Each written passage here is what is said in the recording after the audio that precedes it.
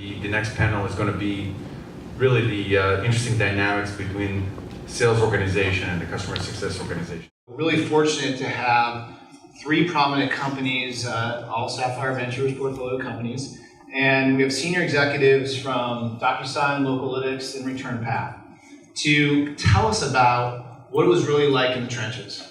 So this is our chance to kind of get the inside scoop, what it's really like, what went wrong, what went well, and key lessons for some of the entrepreneurs out there. So, Chris, why don't you start? Please give a little background and Sure. a little bit about how DocuSign. So I'm Chris McLean with DocuSign. I run global enterprise sales, which includes account management. And a little info on DocuSign, we're about 1,500 employees now. 1,500 employees. We sign up 50,000 new users every day. We're being signed in 188 different countries, growing very, very fast. We do three things, especially for the enterprise. We save our customers a lot of money. No faxing, no printing, no scanning, all the things you hate, kind of like expenses, the same thing that Elena said. Our market may be a little bigger, I don't know. We make the customer experience a beautiful thing. How many people have used DocuSign here? How many people? Just about all of you. By the way, if you can go to Kansas City and half the room will raise their hand now. It's amazing. So when you... Are you making Midwest jokes already?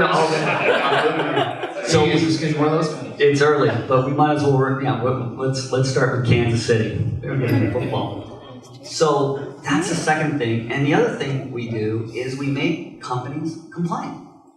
And we have the ex-CFO of Morgan Stanley, Ruth Porat, said that DocuSign is control freak software for control freaks because everything is tracked and audited all the way through the process. And so I've been here for about 18 months. And before 18 months ago, I was working at this company called SAP. It's the mothership of Sapphire. So working with people like Rami and Nino. Is Nino here? He was here earlier. And a bunch of the group here. So I had a number of really cool jobs at SAP, followed Bill McDermott over, global jobs, lived overseas. But anyways, about 18 months ago, I was working in New Zealand. I had a bunch of meetings and I was buying a house at the same time. And I didn't think it was going to be possible.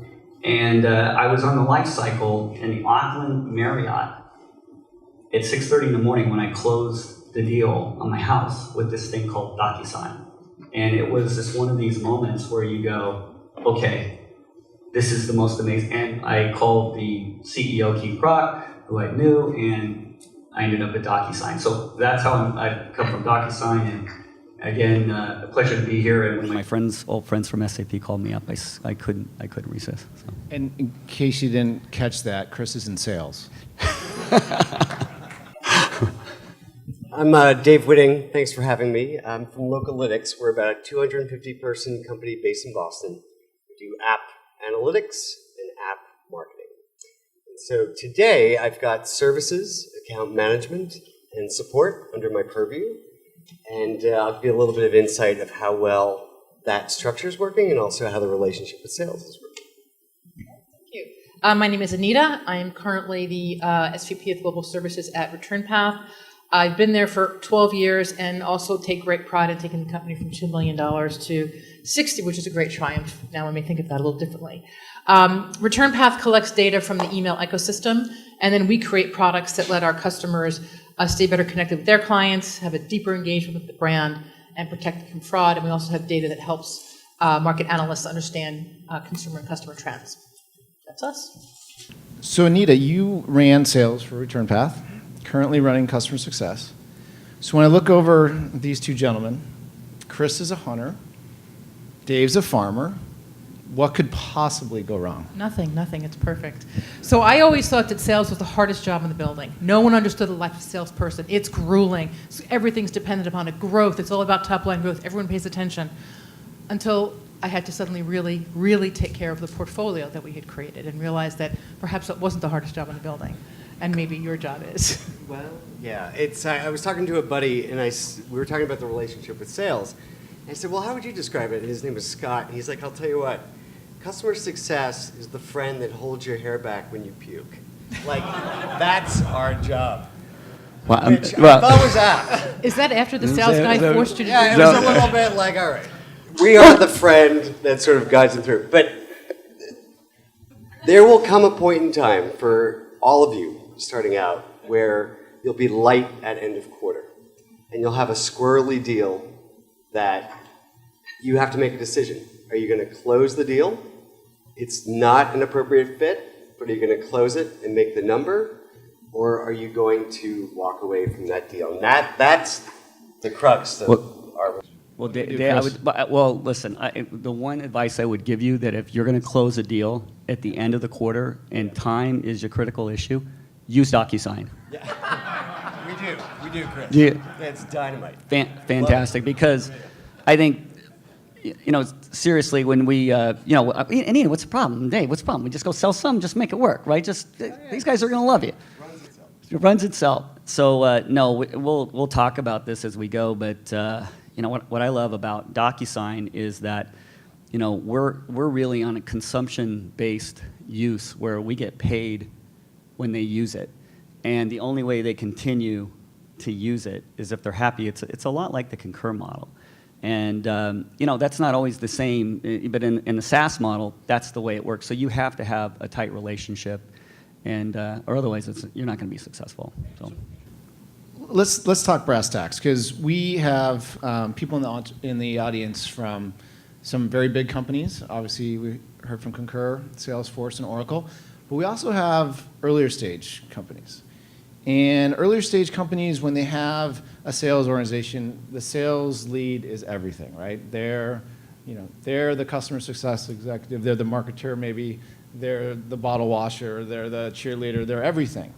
But as you grow, which hopefully if you're successful, you're going to grow, it has to be a time when you delineate and come up with these hunter-farmer. How do you know when to do that? And what should you look for? I know no path is the same, but what are the key kind of criteria you would give to people in the audience? I'll start with you, Dave. Great. I made a wonderful mistake when we were starting at my last company. We went from 0 well past 100 million.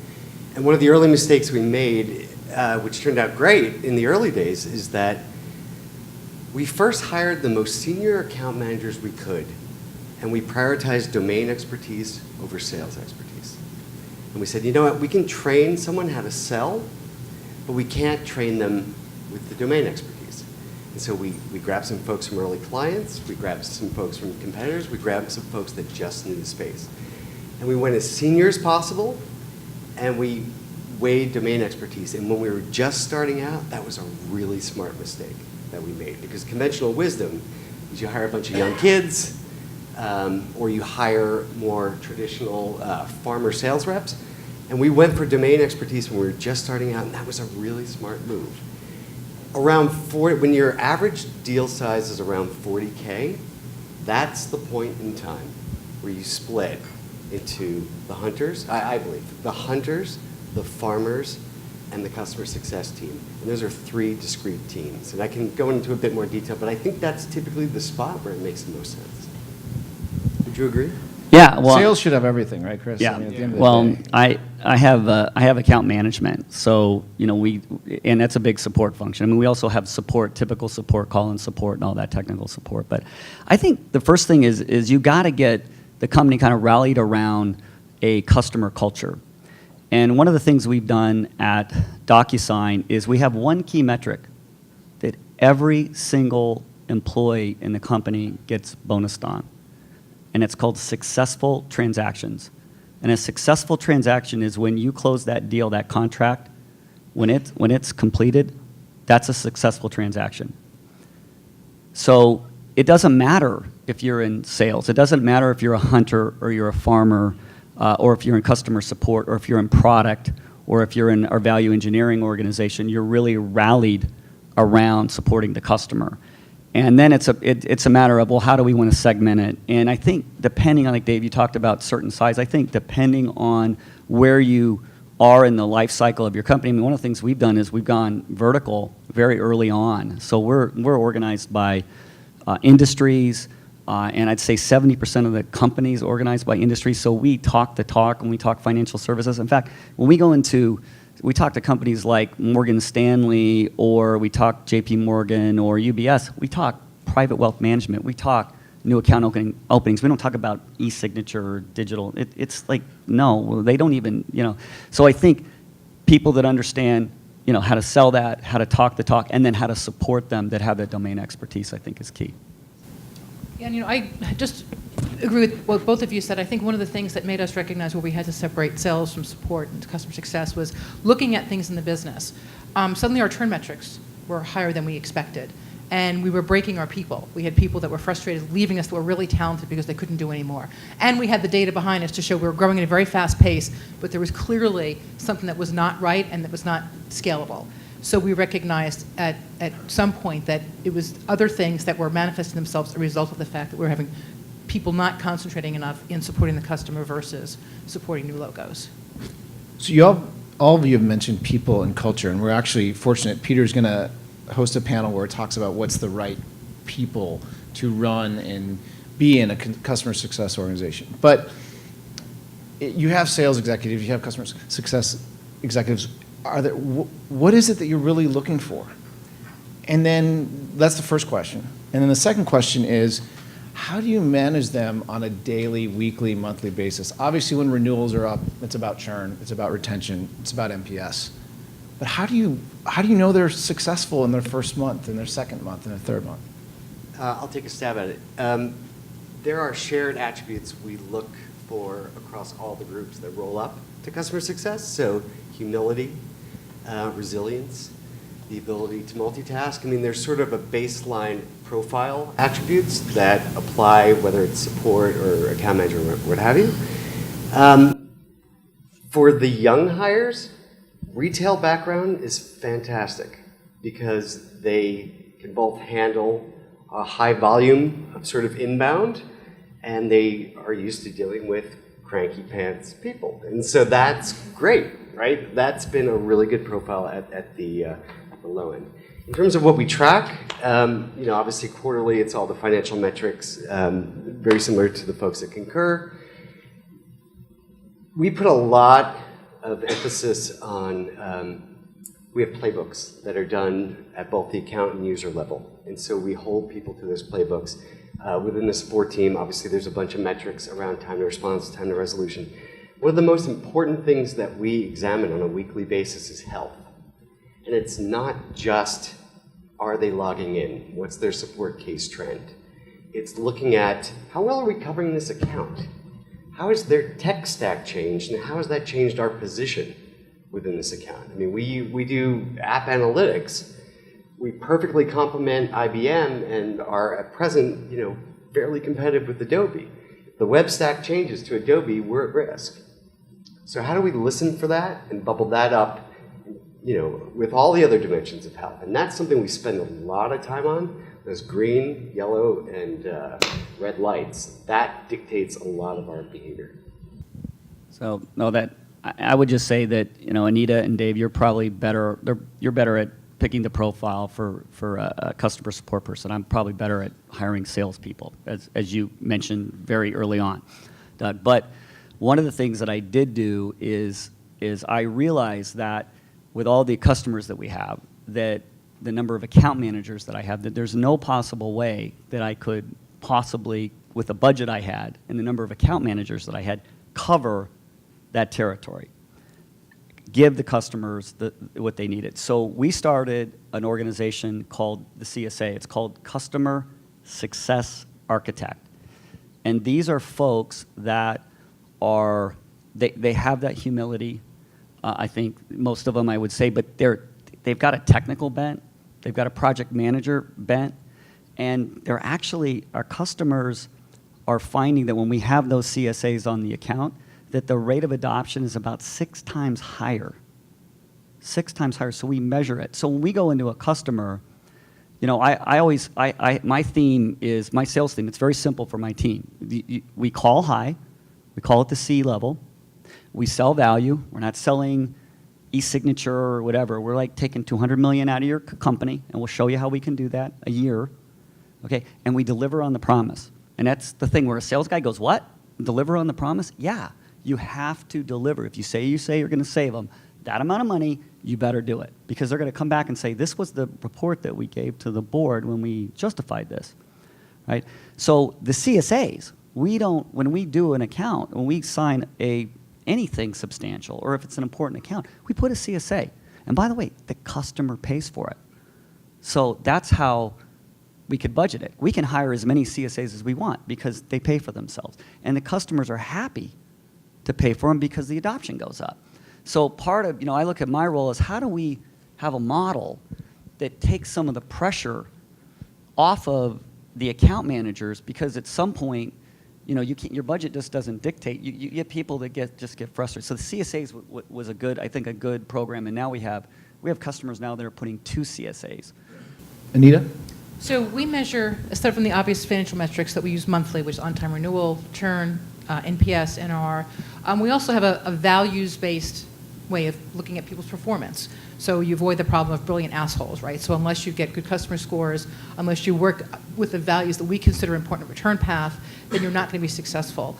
And also in terms of looking at the people and how they manage their business and who you take, we also look at engagement scores very, very carefully, the greens, the yellows, the reds, how they're engaged, how they're using the tool, whether or not our customers are actually deriving value based on trends that we can see. And we expect our success team, our people, to be very, very attuned to that and to try to take a very data-based approach to how they engage with customers so that it's not just a very soft qualitative feel, but it's based on trends we can see in the business and we expect them to engage. So I can look at dashboards and see whether or not a success manager has 13 accounts in red, and if that trend persists over time. So it helps us help them not only with their own performance, but in being sure that our customers engage with us at a level that they deserve to. And then any lessons in terms of the type of person you're looking for versus sales? Yes, I think the person that's successful for us is a problem solver, likes to use and can use data to make judgments and understand trends, and is confident in a more technical acuity than a salesperson has, but also ability to communicate complex problems in a way that's easy for the customer to understand. So one of the things I'm also excited about this event is we're not going to as much get into the how these particular companies are managing. There are software vendors. I saw some executives from some of the key companies here. I would encourage you, if you're not using one already or if you're evaluating, there's some great companies in attendance, and I'll leave that commercial for the breaks. But the question I have now for you three, so we talked about being kind of tactical, right? How do we manage? How do we get the right people? But I really liked, I too took notes, Rami, for Alina's speech. And one of the things that you mentioned about the humility that came about, we knew that SaaS was the future and we just were visionaries. And no, it was, we listened to the customers. We had worries, 2001, they had worries about pricing. They had worries, they had questions about whether they could lease the software. So that to me is a phenomenal example of listening to the customer and how you can get really strategic. Because I think, as someone said to me once, a good customer success executive is a firefighter. A great one is a strategic leader of the company. So give me examples that you guys have seen where you can get that strategic value. Elena again also mentioned product, but maybe there's other examples of how customer success is more than just the tactical hair throw up example. I forgot exactly how you used it, Dave, but that was very visual. Yeah, maybe a little bit more always lead strategic. with the puke joke. That always lands pretty well. We just did our advisory board 2 weeks ago. 20 of our representatives that best sort of embody our base. And so it wasn't just the largest folks we work with, it was a very smart selection of folks that embodied the whole base. And there really wasn't much to it. It was just a day-and-a-half event in Boston. We hosted something similar to this. But I'll tell you, we had a compact with them where, look, we're going to use this as an opportunity for us to validate product and company direction, and we're going to give you the opportunity to get some great networking and influence what we do. And simply doing that day and a half was eye-opening because, we put up a chart of crossing the chasm and said, show us where you think you are on this chart. And we were way off. Like, we thought they were way further along than they said they were. They said, where do we fit? We had this axis. Where do we fit in the competitive landscape? Here's stickers of our name and all of our competitors. Where would you put all of us? And we were way off. Or not way off, but it was very enlightening to test the messaging, to test the positioning, and talk about the product investments. Those hard midterm it's very easy to know where to go long term, and you've got a list of stuff to do in the short term. But in the medium term, where are we going to put these engineering resources? Giving them the ability to help us set that direction, that's a strategic value that you don't always see in the support case data. And if you're smart about who you invite, and it's frictionless to join, and you're smart with how you moderate, those things are gold. So I think our experience is we very systematically, well, first of all, at a senior level, we believe that we are truly trying to make our customers heroes. And if we don't align around that common purpose, if we find ourselves as a leadership team not actually living that credo, then we know we failed. And it manifests itself in a lot of ways. So we have our product team embedded with customer success. We meet constantly. The teams are one. We have a very systematic program where our product team with our customer success team goes out and sits with a customer for a day and tries to understand what the day in the life is like, how our product fits into their flow. Does it fit into the flow? How can we improve it literally in the way they do with it, work with it? And I think also we begin to ask ourselves, what impact do we have on the customer's business? Not how well are they using our service. So we had a customer who we were doing a fantastic job for. All his metrics were pointing in the right direction. Emails get in the inbox, except one big thing. He wasn't selling more golf clubs. And we never even asked the question. So we just very carefully think about how we interact on a daily basis and ask the questions that matter to the customer, not that matter to us. I want to ask Chris, and I'm going to give you a layup here. Double comp your reps. I know. So again, I want to get back to this practical advice to fast-growing startups. If you could do, looking back at your companies you work at now or examples of past companies, what are the pitfalls of the whole sales customer success handoff? Because if that's managed correctly, your customer's going to be happy, the company's going to be happy, but there's personalities, there's ownership, lots of issues that somehow always get in the way. What is the one advice you'd give to people? Just don't do this. I mean, there's the basics. Like the tactical stuff is, you have once you sell the deal, the sales rep, the account manager, the deployment team, everybody gets together. You have a kickoff meeting. You have a dinner the night before. You bond. You do all that kind of stuff. That's like the basic stuff. But there's actually another layer that you really, and I think it's really up to the sales teams to make sure that that project has visibility within that company. And when there's a problem with the project or our customer support people are getting hammered, it's because nobody cares about what's going on with that project in the company. Nobody knows about it. There's no budget for it. There's no visibility. There's no governance. There's no executive commitment. So it's amazing what happens if the CEO or the COO is the person that's behind the project. It's amazing who shows up for, at the project team meeting. It's amazing how many resources you get. It's amazing how much easier it is to support them, right? It's when you all know who those customers are, we go, oh my God, there's nobody there knows how to do this. There's no services, there's no support. So I think it's I gave you kind of a tactical one, but taking it up another level is really making sure that you've got that executive commitment and that you have a governance model. And when we do a project, we have a governance model where it says, there's a top to top, and you meet and I got this from SAP. SAP probably does this better than anybody. Every 6 months, you meet at the COO or CE level. Then there's a monthly meeting at the next level, and then there's weekly, and then there's day-to-day stuff. And everybody's got the responsibility, and they have to follow through. And it's just, that constant, paying attention and making sure that if you have a problem, you can call somebody, upstairs and say, fix this. It's not us, it's you. Yeah, the one takeaway I gleaned from that is among others, is to make sure that you have the executive buy-in within your own company and within the customer at the beginning. So it's not 30 days. And I think that's one of the challenges a lot of fast-growing companies have. It's like, we signed up this account, they're locked in. Oh, by the way, it's 3 years, and they paid us cash up front. We're on to the next. And then whether it's 11 months or 23 months later, uh-oh. So very important point. Dave? Yeah, I think organizationally, you got to get the balance of power right. I mean, whomever is closer to revenue will always have more power, period.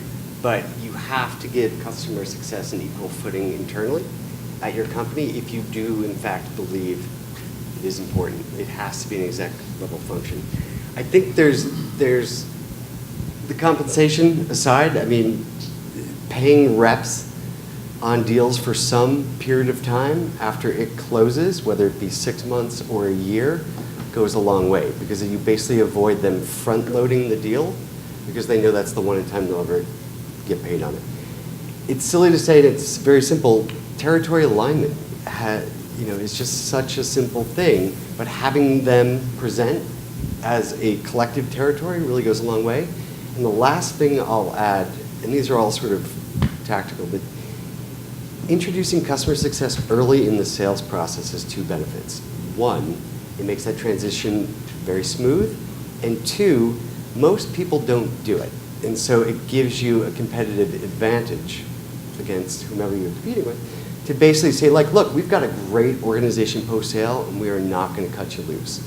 And so it both smooths out the internal transition and the clients love it, or the prospects at that point love it. So those work quite well.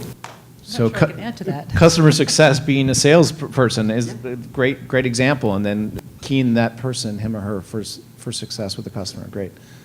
I'm not sure I can add to that. I mean, alignment, equality, compensation. The only thing I would say that we did poorly that we're correcting now is better clarity around service level and service level definition.